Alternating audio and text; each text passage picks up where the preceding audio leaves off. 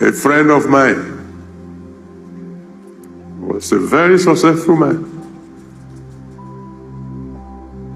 Was an in-law. Very, very wealthy. And one day we went to visit him. And I was preaching to him. Sir, give your life to Jesus Christ, because you can't tell when you are going to need it. When I finished talking, he said, in-law. I said, sir. He said, follow me. So I followed him. And he took me through his mansion. One section, huge freezers. Some goats roasted whole. Another one, lambs roasted whole. Another one, turkey roasted whole. And so on and so forth. After we've gone around, and he brought me back to the sitting room. He said, in-law. I said, sir. He said, you say you have Jesus. I said, yes, sir. He said, do you have all these things? I said, no, sir. He said, go and preach to the poor. I don't need Jesus. So I said, yes, sir. You don't argue with your in-law where I come from. Some months later, I was in Lagos.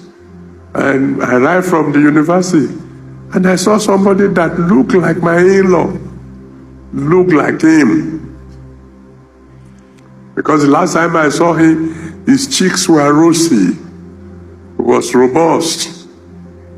But now, he has almost become skeleton. In-law, he says to me, what happened?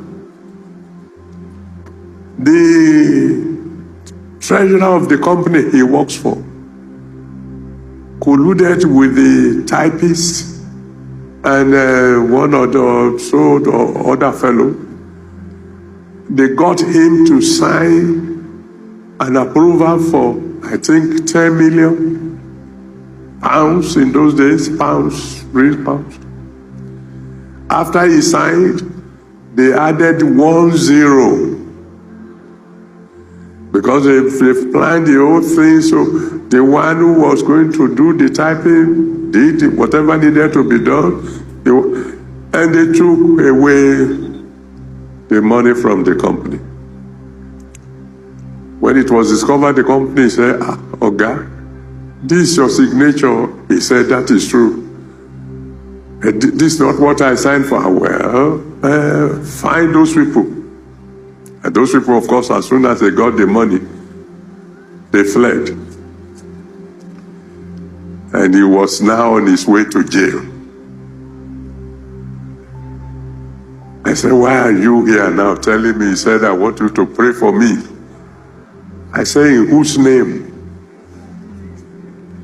He said, in the name of Jesus, of course. But you say you don't need him. He said, that was then.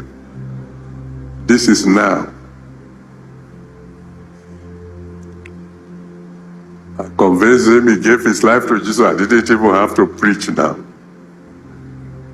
And we prayed. And miraculously, those who stole the money disagreed. And they were all arrested. You don't know when you are going to need Jesus. You don't know when you will have to, that the only way out for you will be that name. If it's not already in your boat, when the storm comes, you will have a problem. The elders have a saying. They said the cow that has no tail, it is God who will help that cow to chase away flies. What if that cow has no tail and yet has no God? There are many of us who we are like cows without tails. When the crisis comes, the only one who can solve a problem is the one whose name you have been calling.